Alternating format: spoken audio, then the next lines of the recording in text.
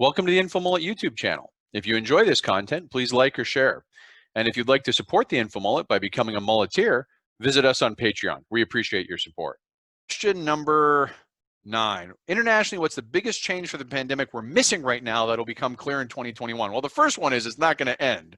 So everyone's like, yay, back to normal. No, that's not going to happen. But it's a good question. Like, as this goes on, the concept of returning to normal increasingly becomes unrealistic, right? The world changes, and it changes in ways that it's not just going to flip a switch and go back to what we remember. And this is the hard part. There's dealing with it now, but understanding that some things will remain permanently changed.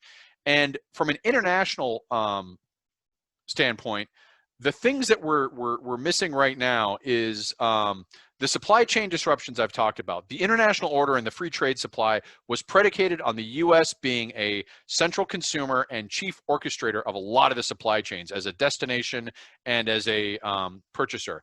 As the U.S. struggles with COVID and other countries do better, they're already organizing themselves outside of us.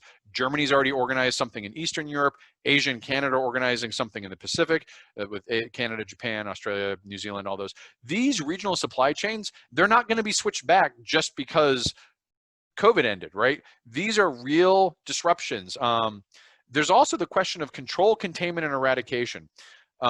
New Zealand talks about we've eradicated the virus or we've contained it. These things, control is when you can manage the curve. You still have the pandemic going on, but you're managing it. Your fatality rate goes down. Containment is where you've really begun to isolate it and you have good testing. You really know where it all is and what's going on. And eradication is when there's no more cases. In a globally connected marketplace, you don't get to say we've eradicated COVID anywhere until we've eradicated COVID everywhere. And I'm not saying like in some little tiny remote place there might be one or two. I'm just saying until Europe, Asia, the main companies, take the OECD 20 as just a litmus test. Until every country on that list eradicates it, it's not eradicated anywhere because the travel between these countries is always the risk of reinfection. And that's the problem with this haphazard international response of pockets. Everyone's focused on their own thing and they're missing the big picture that let's say we get our act together and we start doing stuff. Until it's eradicated anywhere, it's not eradicated everywhere. And that's going to be the big thing. In addition to this, the big things we're missing because of this, I've mentioned the rise of Turkey as regional hegemon. It is here and it is now. Corresponding to that is the fall of Russia as a regional power. They may still threaten Europe as a very close state, and they don't have to worry about Turkey in Northern Europe.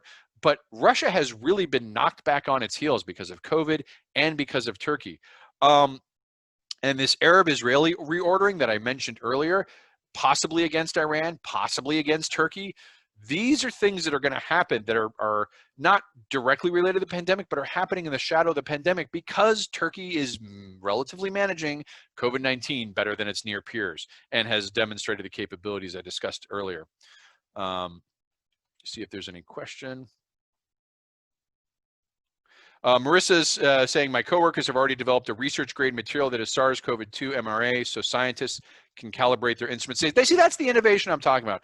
I have no idea half the words you just said, and certainly not in any combination of sentences what they mean, but that's the kind of innovation I'm talking about. Some little device or something which is only known by the specialist, but it gives us a little bit of an edge that makes testing easier, it makes processing things easier, it means that nurses need to spend less time and therefore can get more rest. It makes anything, something that makes daycare easier. All these innovations in their own little fields, that will help mitigate the problem as the world adjusts and begin reacting. Humans never stay down on their heels for long. We're always reacting, we're always innovating and adapting. But that's part of the reason I think we're not going back to normal is we are adapting, and we're adapting in ways that I think are going to be sticky even after the COVID-19 pandemic in 2022, hopefully, gets resolved. Thanks for watching the video. Hope you enjoyed it. If you'd like to follow the InfoMullet, visit us on Facebook or Twitter. And if you'd like notifications when we post new video content, click on the red subscribe button below the video. If you've ever wanted to become a mulleteer and support the InfoMullet, visit us on Patreon. We appreciate the support.